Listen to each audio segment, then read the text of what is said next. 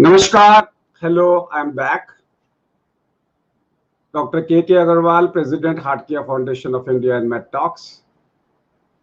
You are watching Med Talks with Dr. K.K. Agarwal, 7 p.m. show on digital media every day. COVID edition, and this is 27th episode with the basic aim of taking the fear out from the mind of the people. Before I go to the topic of the day, let's have the headlines.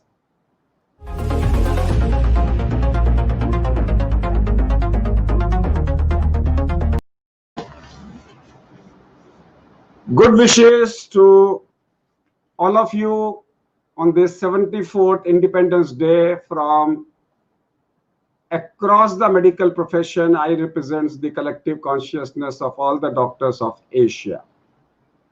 Prime Minister hails coronavirus warriors in his Independence Day speech. Early human trials show that Covaxin is safe. Prime Minister announces launch of National Digital Health Mission.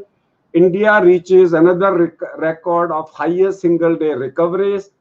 And India tests highest single-day COVID samples, that is 8.6 lakhs. CDC has clarified that its isolation guidelines do not imply immunity to COVID-19 patients.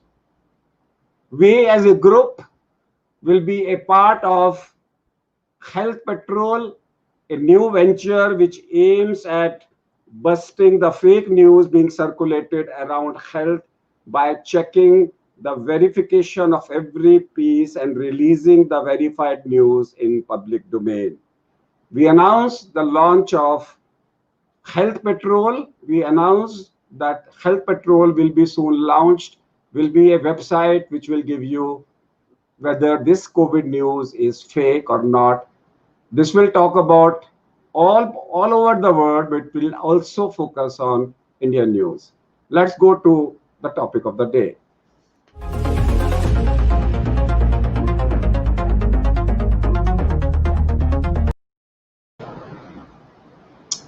When we talk about army, armed forces, whether it is Air Force, Navy, or armed forces, they have a specific role in the national disaster management. There are certain sections of Disaster Management Act where they define the role of army. We have seen in Commonwealth Games, a bridge was created overnight. They have the capability of building up hospitals. The Indo-Tibet Border Force created a 1,000-bedded hospital in a week's time in Delhi. So Army has an expertise to tackle anything. They may not have big number of hospitals and doctors, but their capability of managing makeshift care is unmanageable. Today we are going to discuss the role played by Army in various countries and the role which Army can play if the disaster pandemic goes out of hand. Let me introduce our guest. I have with me Padma Bhushan awardee, Lieutenant General B.N. Shahi. He is a recipient of Param Vishisht Seva Medal, Ati Vishisht Seva Medal, and Vishisht Seva Medal. He is formerly Director General, Armed Force Medical Services. He is a Chief Consultant Medicine and Cardiology, Emeritus Professor of Cardiology. He has been the honorary physician to past presidents of India, and he has served as a Director Principal Research and Referral Hospital, New Delhi. So welcome to our show, Lieutenant General Shahi, to be here with us. So happy Independence Day. And we have seen that in Brazil, when Zika came, Army took over. We have seen recently in Australia, they have announced that Army will manage that if they find anybody is breaking their rules. That's what they are saying. And we have many such examples in the past. What do you think that Army can play a role in India in the current pandemic and epidemic if it goes out of hand. Thank you, Dr. Agarwal. My greetings to you also on Independence Day. At the onset, I would like to state that discipline and rule of law is synonymous with armed forces. And guiding ethos of the armed forces is country first. COVID-19 pandemic is greatest challenge to human race. India today has third highest incidence in the world. This viral infection is most contagious in the history of medicine. There is no specific cure so far, and a safe and effective vaccine on a very long and large population trial is not yet available. Therefore, prevention is the hallmark of COVID-19. And Prime Minister, in 3 separate addresses to the nation, right in the beginning, when the cases were only in few hundreds, he emphasized social distancing, wearing masks, hand hygiene, and lockdowns. Not necessarily, unnecessarily going out of your house and all that. But I am sad to say that our countrymen have failed our Prime Minister. And they have failed not because any deliberate or any political reason, but because of the fact that they are ignorant and probably indisciplined. You have seen the crowd for buying alcohol or at railway stations in Mumbai, Mangalore, elsewhere. Thousands of people during the peak of epidemic, not listening to anybody, and probably they have to some extent been responsible for a spread of this infection in our country. A good thing is, and it is God's blessing, that the mortality rate is still about 2% or so, and our recovery rate in the country is very, very high. Role of armed forces in natural disasters is well known. There is a history, what we have done in tsunamis, the floods, the earthquake in Maharashtra, in Latur, in Gujarat, what we did. And just to share my impression, when we had sent a team to Gujarat to relieve the disaster, treat the patients after the earthquake, our doctors, within 6 hours, they set up temporary hospital and started operating on trauma cases. Next day, when the team of All India Institute reached there, they said, how you are operating? Where is the operation theater? They said, look, these are the tents. We have sterilized it and we are operating it because we believe that in trauma, as quickly as possible, if you treat it, infection is much less. So they were surprised how they are operating, and this is what it is. Just to tell you, we had a professor of surgery, Dr. Barat. He operated on a patient with severe abdominal injury in J&K way back many years ago. There was no light, nothing of the sort, and he operated in a 3-tonner when another 3-tonner was, his lights were on, and in that light he operated and saved the patient. So this is the, commitment of the armed forces. What I would like to say that the role of armed forces in all natural disasters is well known. We all know about it. And the only problem is that this pandemic is very, very, massive. This goes everywhere. In villages, it goes in towns and everywhere. So army can only give its facilities and expertise to tackle the problem. We have got more than 150 hospitals all over the country, including the East, Nagaland, Gujarat, South and North.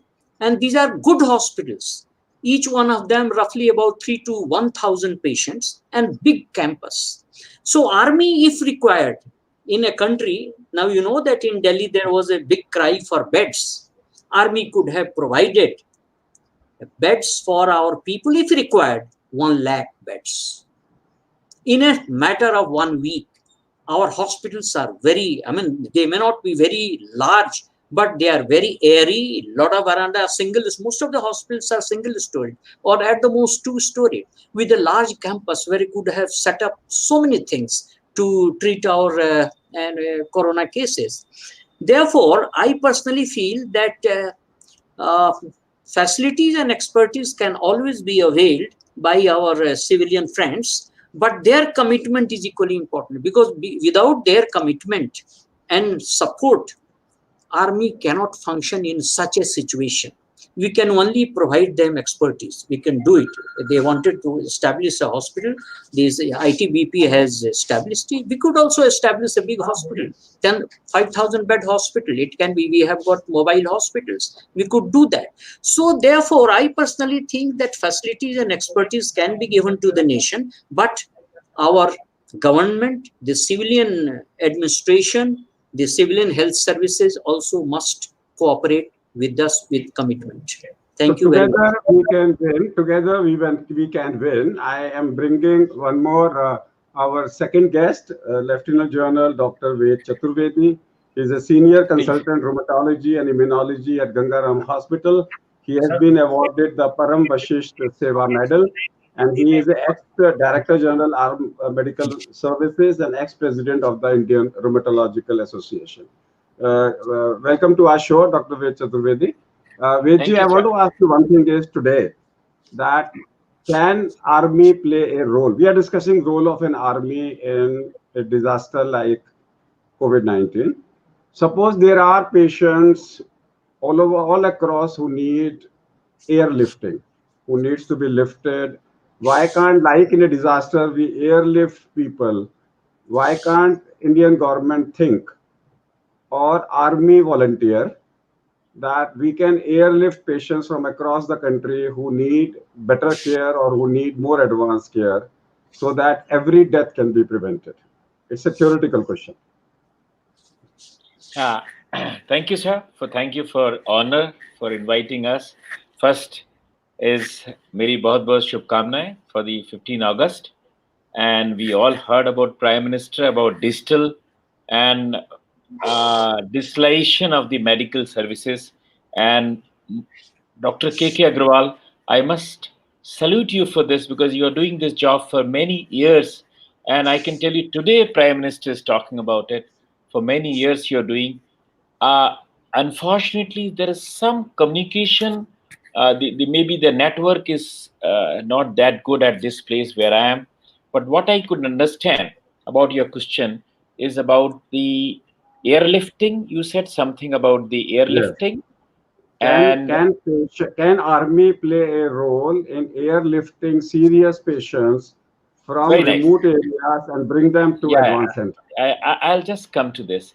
Yeah, long back when I was in Army Hospital and General Sahi was commanding, I saw in Times of India main news that a air that a helipad has been created first time in the country at All India Institute of Medical Science. We really laughed at it. I joined Army in 71. I'm very 76. I'm very sure Dr. General Sai has joined much earlier. The evacuation of the patient by air is a very common thing in army. I can tell you we could save a lot of head injury patients, a lot of patients who are bleeding, and air evacuation is not very costly also, by the way. If it can be really made a good the good coordination between the civil authority, smaller aircraft, which is basically made for the ambulances, armed forces has a great expertise in evacuating patients from far-flung areas. We have done it earlier also in the disaster mode. Whenever there were disaster, like in Nepal, there were so many casualties. That day we were in Nepal, there was a conference. So we stuck in Nepal, so we knew how the Indian Air Force was used for that also. We have seen in Guwahati itself. I was posted in Guwahati. I was the boss of the hospital. And believe me, my surgeon used to do daily drill of the disaster management. So I never liked it because I had gone as a super specialist in rheumatology. But then one day there was a disaster. There was sudden bomb blast. serial bomb blast in Guwahati, and I can tell you if it had happened in Delhi or Kashmir, it would have made a news. In Guwahati, it didn't make a news. It was a very big blast which killed 200 people, and I can tell you, I have seen that operation. There was no mobile that time. There was no camera in mobile. So I told my intern that bring a camera from my house. It is there, and record this. You will never be able to see. I can imagine 6 helicopters simultaneously coming and evacuating the casualties, and people were surprised that army can do it. So we did use ambulances also. We use air ambulances also. We have helipad all over. We have the great experience of evacuating from by air. Both, it's not that you have to just simply put the patient and evacuate. You have to really have a team which knows about air evacuation. I still remember I joined as intern in Allahabad, and they put me in aircraft to evacuate a patient of renal failure from Allahabad to Old Army Hospital. I also remember when General Sahi received me once, I evacuated a army chief's wives from one hospital to Delhi. So for last 40 years in army, I must have seen at least hundreds of evacuation. What is required is a great coordination, as you said. If it can be coordinated with the civil, and if the air ambulance things can work, we can really save lives. So I want to come back to Dr. Shahi, and my question is again the same, that currently Disaster Management Act is in place. Epidemic has been declared as a disaster. So therefore, army role is very, very, very important in any disaster. Today, if we really, most of the countries like Australia are using army to bring in a discipline. Brazil used army in a Zika pandemic for them to go house to house survey and find out Zika patients. That may be impossible in our country, but what can be done in our country is to have remote ICUs, transfer of cases from one place to another, only taking care of the serious patients to reduce the mortality. As on today, most of the patients are dying before reaching the hospital because they lose time in transit. So somehow or other, I personally have a feeling that army and civilian government should work together in the interest of the society to see to it that we work towards reducing the mortality. I don't think so. We are talking about building up of a hospital. Yes, at this moment we don't need it because we know that 97 to 98% cases are going to become all right by themselves. They only require oxygen. Home isolation now is possible. But those 2 or 3% of the people who require high flow nasal cannula oxygen or who require NIV or a ventilator, which may not be available in peripheral areas, airlifting can be an answer. General Chai. Yes, you are right.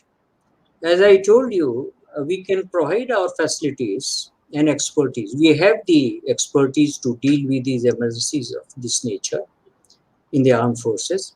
But it is very important that a committed team of civilian authorities, health services, and army must work in tandem. I can tell you I belong to Bihar, and I go there practically every month for 7 to 10 days. There is a medical college, there is a district hospital, and there are many district hospitals, very, very poor state. The oxygen cylinders are not there. They do not know how to use a ventilator or endotracheal tubes. Oxygen widely is not available to, no question of high flow oxygen. These are not available. And massive population of country, crores, thousands of people are suffering from this. To sort of 1 or 2% who are very sick, definitely army can take over because we have got hospital in Patna, we have got a hospital in Ranchi, in Gaya, Everywhere we have got a hospital, well-equipped hospital, and we can evacuate them to a center where these high flow, high pressure oxygen is available. Ventilators are available or adequate treatment can be given. That can be done. There is no doubt about it. But the civilian, authorities, our health services in the district level, sub-divisional level, must pull up their sleeves. That condition is not good at all. What we see in Delhi and what you see in a peripheral districts in Bihar or UP is entirely, there is a total dichotomy. We do not know. Therefore, we have to strengthen that also. And I'm sure the army and the civil must work in tandem to tackle this crisis. And we can do it. If there is a will, we can do it. And I'm sure the guideline which the Prime Minister is giving, that about the clinics, the giving, I myself, Dr. Agarwal, I am seeing about 20 patients per day, 4 days a week, cardiac patients follow up by e-clinic, and people are very, very happy because across the table you are talking to them. I know their ECG I can do. There is somebody who can do their blood pressure. I know what treatment I have given, what little modification is required. So about 200 patients in a month I am seeing sitting here in Gurgaon from my district of West Champaran. Such a facility we must be created all over the India, because doctors can't be in lakhs. It cannot be. Most of the doctors want to stay in a big city, and therefore this is the only way that expertise should be given to the villages and small hospitals, and the doctors who are experts in Delhi or other places, they must help these people who are in the periphery. As far as the air service is concerned, our resources are limited. Let me tell you, our resources are limited.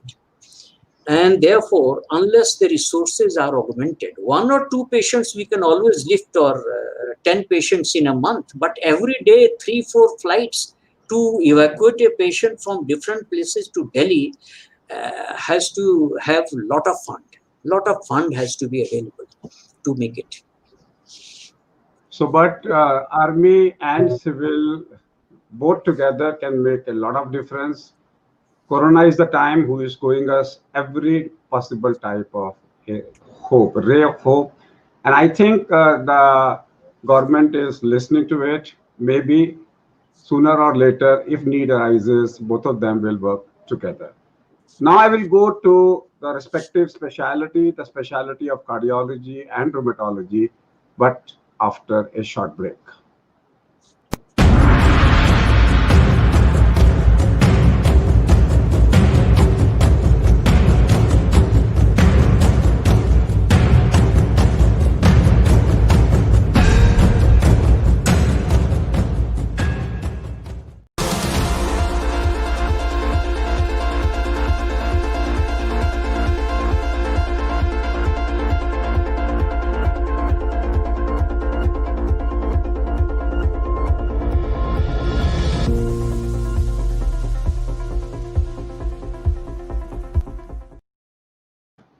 You are watching Med Talks with Dr. K.K. Agarwal, a 7 p.m. show with, and our guests are Lieutenant General B.N. Shahi, he's a cardiologist, and Lieutenant General V. Chaturvedi, a rheumatologist. The second part of the episode after the break. Before the break, we have talked about the role of Army in any pandemic. It's a disaster management act applicable, therefore services of army can be taken by the government at any time they want, whether it is opening a new hospital, makeshift hospitals, or airlifting serious patients. Coming back to the main part, how to reduce the mortality. Today we know that this virus is an inflammatory virus. It triggers immunoinflammation. That means the antigen in the virus triggers an inflammation in the body. This inflammation in the body can be recurrent, it can flare up acutely, and it can be detected by a rapid rise in C-reactive protein. Brigadier Shahi, we have been knowing that, we have been saying high sensitivity CRP, a value between 1 and 3, is indicative of low-grade inflammation. And if high sensitivity CRP signifies a low-grade inflammation, we say that LDL cholesterol management becomes very, very, very important, because if high sensitivity CRP is positive, chances of MI, uncontrolled diabetes, strokes are very high. General Shai. Thank you. As you already said, that it is an inflammatory immune disorder. I just will add it that it is hyperimmune, hyperinflammatory disorder. There is a flood of inflammatory agents which get liberated from the body and which affects every system. COVID is a systemic disease. It preferentially, affects the respiratory system, but it can affect the heart, the pericardium, the kidney, and the other organs as well. It's a systemic disorder. तो इसको कुछ लोगों का अभी आया है कि हम कुछ हिंदी में भी बोलें, तो इसको तो जानना बड़ा जरूरी है. अभी हमारे 2-3 जो फ्रेंड हैं वो 75 साल की उम्र में थे, वो एडमिट थे, और 2 की जो घर आने वाले थे दूसरे दिन, और सडन डेथ हुआ. और डेथ हुआ तो हमने पूछा अस्पताल से कि क्या कारण है. वो तो घर आने की तैयारी कर रहा था कल, उसकी बुखार भी ठीक हो गई थी, कोई खांसी नहीं थी, वो कैसे मरा. तो हॉस्पिटल का जो कमांडेंट है उसने हमको कहा कि सर, अब सडनली उनको उनकी ऑक्सीजन सेचुरेशन कम हो गई और उनको वेंट्रिकुलर टेकिकार्डिया हो गया और फिब्रिलेशन हो गया. हम लोगों ने बहुत कोशिश की रिवाइव करने के लिए, लेकिन नहीं हो सका. तो हमें ये लगा कि ये hypoxia due to, of course, it was not something to do with the myocardium, but it was severe hypoxemia which triggered ventricular arrhythmia and cardiac arrest. Of course, as you say, the inflammatory markers, let us not go by values. It is a disorder where the CRP, the HSCRP high will be high. But what to do?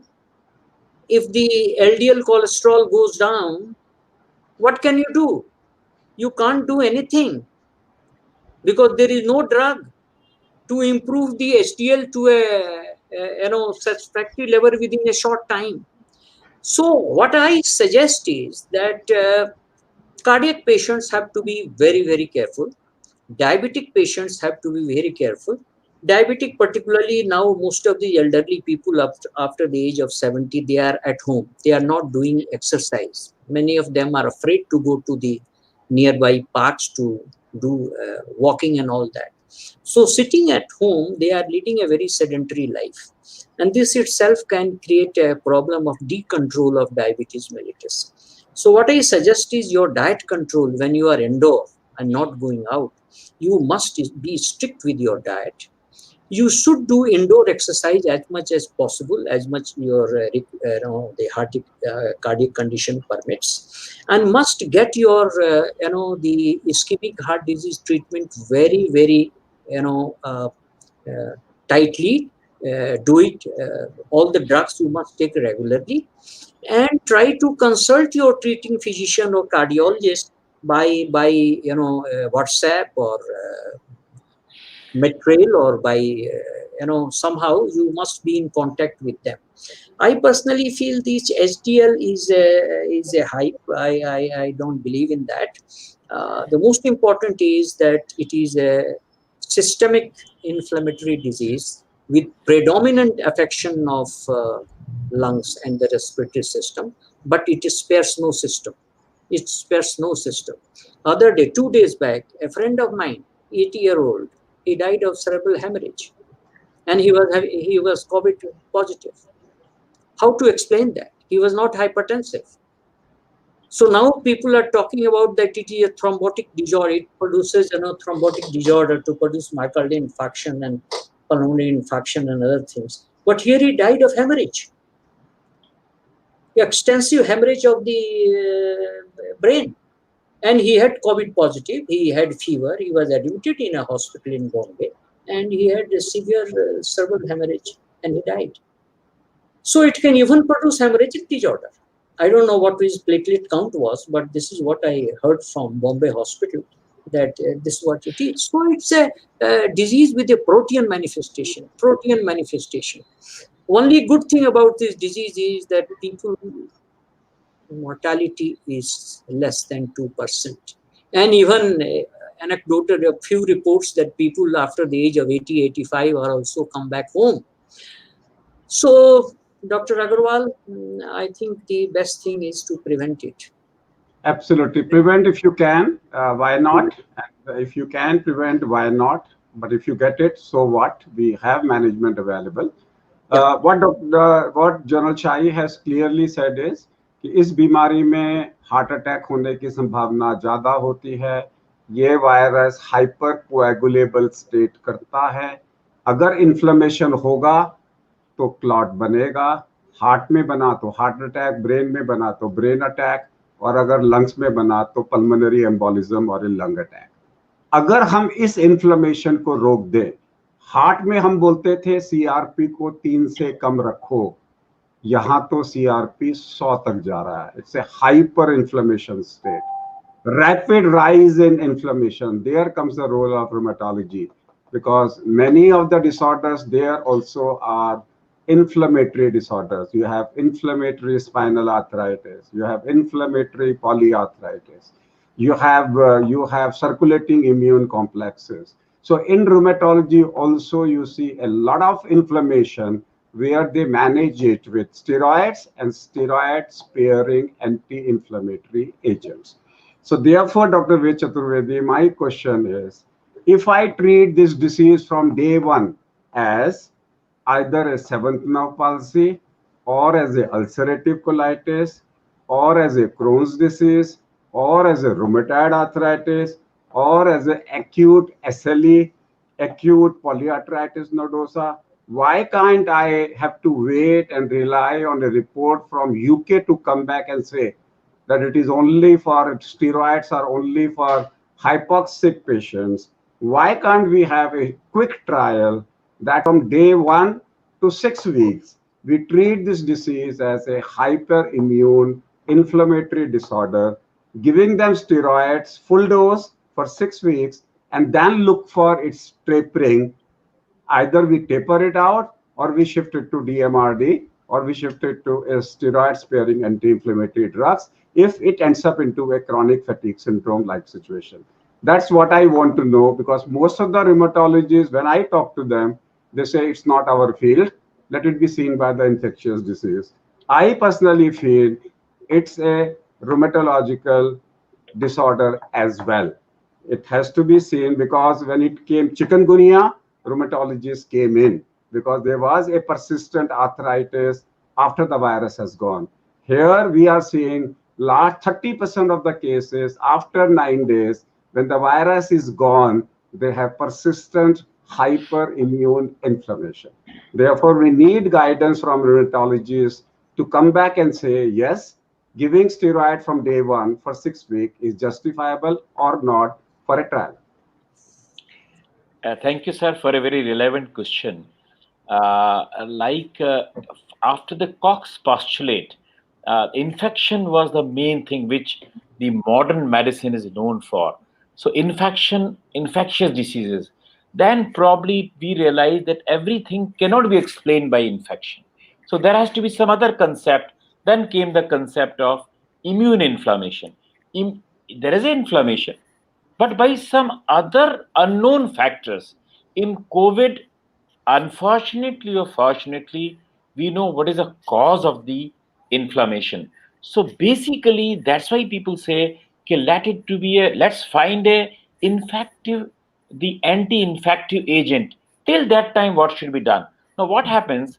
Normal infection, 90%, 95%, they become better because of the immune mechanism. But the same mechanism, once they started acting, it is like you are firing unnecessary bullets and killing your own people. So that what happens exactly when in the lungs or in some other tissue, when the normal immune system, they cannot cope with the virus, so they fire all the guns. When they fire all the guns, our own tissue is damaged, and in the form of So all pro-inflammatory cytokines like IL-1, IL-6, which increases the CRP. What is CRP? CRP is a protein which comes from liver, and from where it is coming? Because of the pro-inflammatory cytokines. So there are 20 of the inflammatory cytokines, while IL-1, IL-6 are major. That's why people measure sometime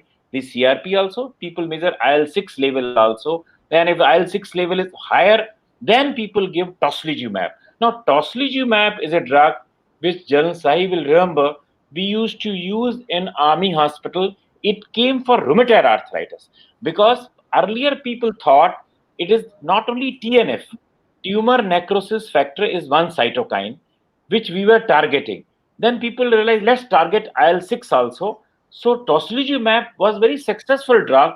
Unfortunately, the cost and other things they bind up and they went away from the country. I used in 100 cases of rheumatoid arthritis at army hospital because it was a costly drug. So we were using it, but we were very happy.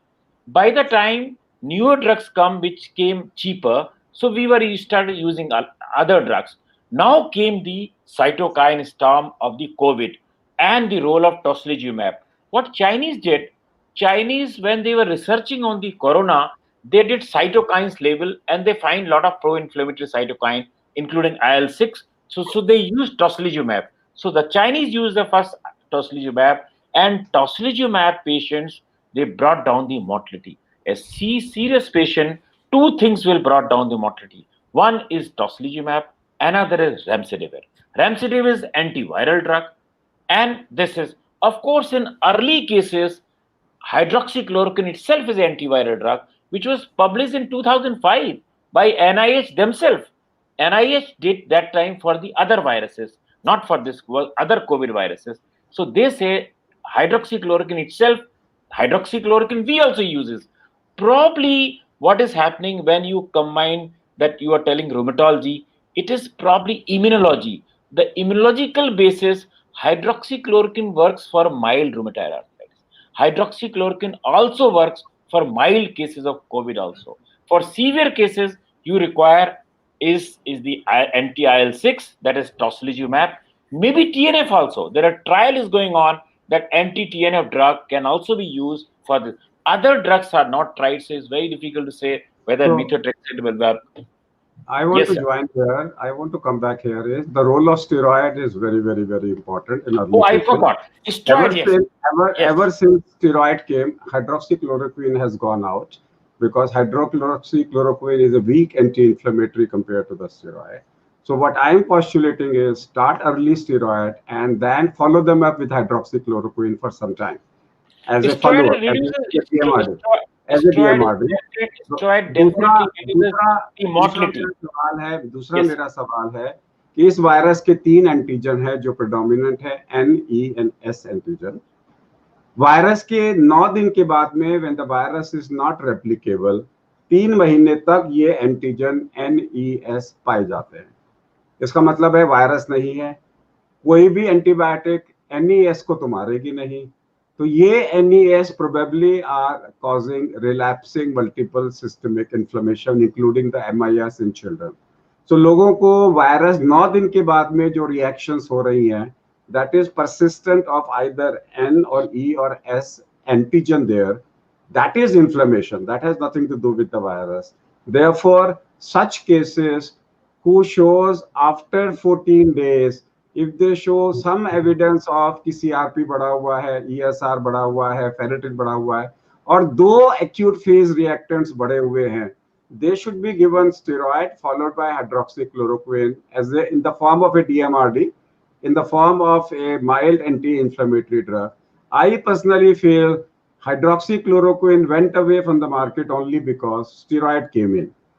Steroid and hydroxychloroquine दोनों देने का मतलब नहीं बनता you give steroid follow them up with hydroxychloroquine for 3 months 6 months as we give it in any other immunoinflammatory disorder so my idea is that rheumatologists infectious disease specialists and physicians the time has come for them to sit together to build up a protocol as on today rheumatologist to till today no rheumatologist has come back as a face of COVID-19 which I feel that rheumatologists also combine together with physicians and infection specialists. Critical care is fine. That is only for 3% of the segment. I'm talking about early diagnosis, early prevention. And I am convinced in my mind that when we can give Bell's palsy as a steroid standard treatment without thinking, in polyarthritis nodosa, we don't think, we give them a steroid. We don't even think whether it is going to harm or not. If it is ulcerative colitis and Crohn's, we say go ahead with steroid, full dose for 3 months, then taper off. Then why are we afraid? Just because it is a viral disease? And if you are afraid, start it after 9. Why are we afraid of a viral disease? Is seventh nerve palsy not a viral disease? So in that particular situation, I postulate, I'm only ending with a postulation because I'm nobody to answer. I'm ending up with a postulation, and the postulation is let's physicians, infectious disease specialists, and rheumatologists sit together for a possibility of starting full dose of cortisone on day 1, tapering them rapidly in mild cases, like we do it in the seventh nerve palsy, and continuing them for 6 weeks or 3 months, either alone or followed by hydroxychloroquine. With this, I say thank you to both our panelists, Journal B.N. Shahi and Journal Ved Chaturvedi. But I cannot go without taking their final messages, take-home messages. And when it comes to Dr. Ved Chaturvedi, he has a couple of half a minute or 1 minute to think upon. He has to end with a share. He writes every day poetry and sher or shairi in his WhatsApp, so he cannot go without speaking out few lines. Brigadier B.N. Shah, your final message. General B.N. Shah, your final message. My final message is that this is a new virus. Our medical science does not know in great detail about this virus. Still, things are unfolding. Prevention is the seat anchor in our country. As regards the treatment, there is no treatment which is effective. Whether you give remdesivir, whether you give a steroid, or you give toxemimab, the mortality does not change at all. I know Ved was my doctor, my lieutenant colonel when I was a major general in Army Hospital. And I used to give him a lot of these toxemimab. It was costing those days 40,000 rupees. And I used to get it because I used to sanction it. I gave it. And every time, 10 days when I'm on the ward rounds, I used to meet with Chaturvedi. I said, you show me the results.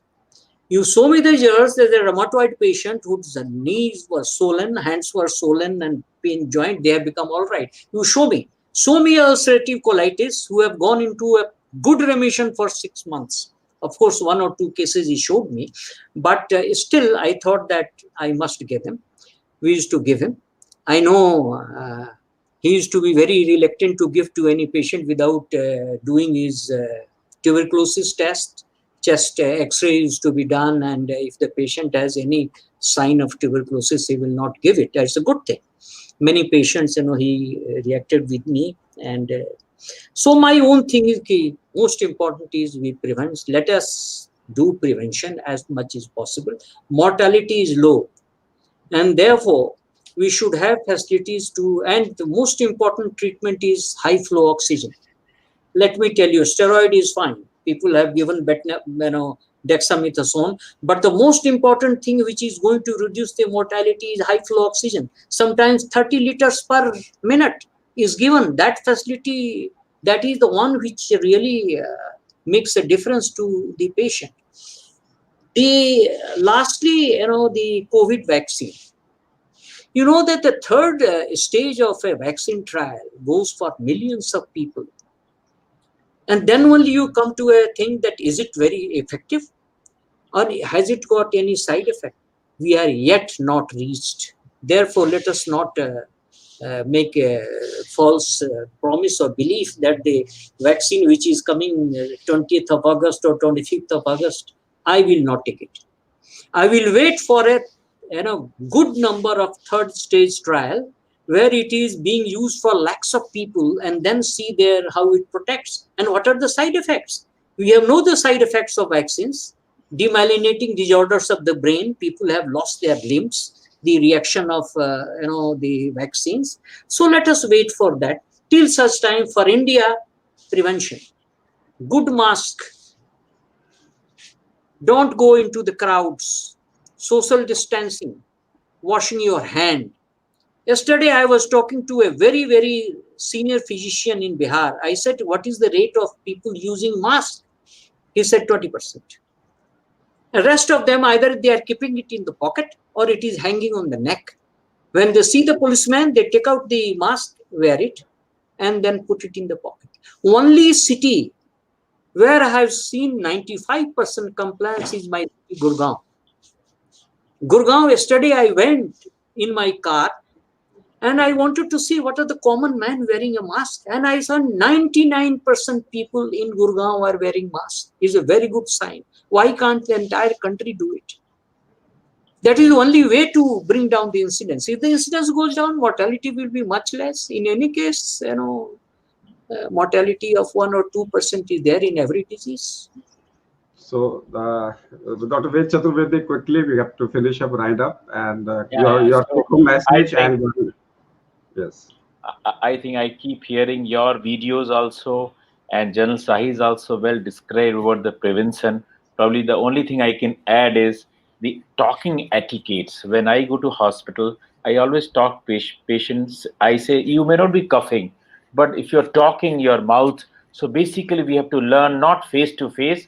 You talk this side, I talk this side, or let's have a screen in between. So talking etiquettes we have to learn gradually because of the asymptomatic patient also spread virus. So we knew about the prevention as well as all those things which you have told Dr. Grawal, whether about steroid or hydroxychloroquine or any other disease modification drug.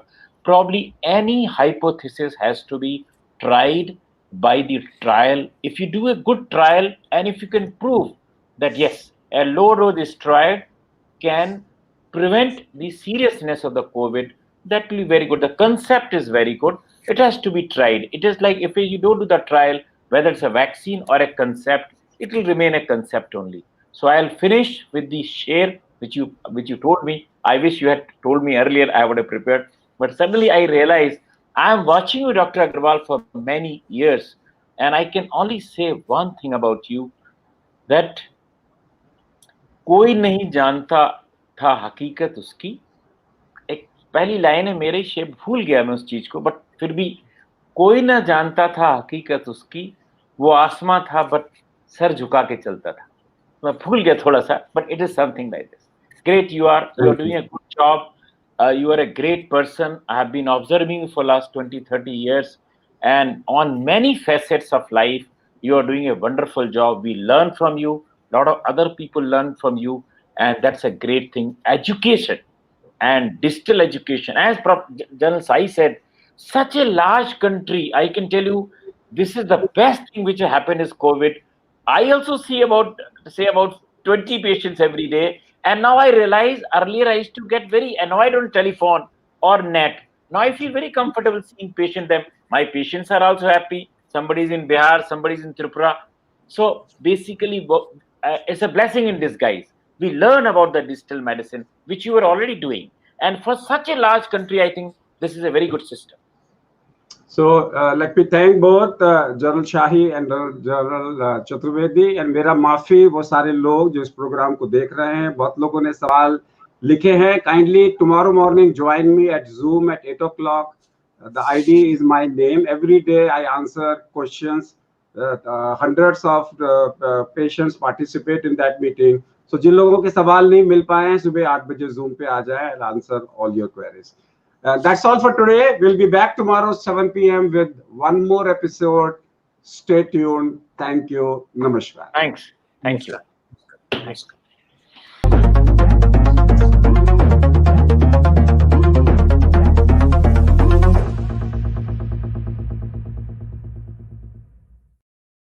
Yeah.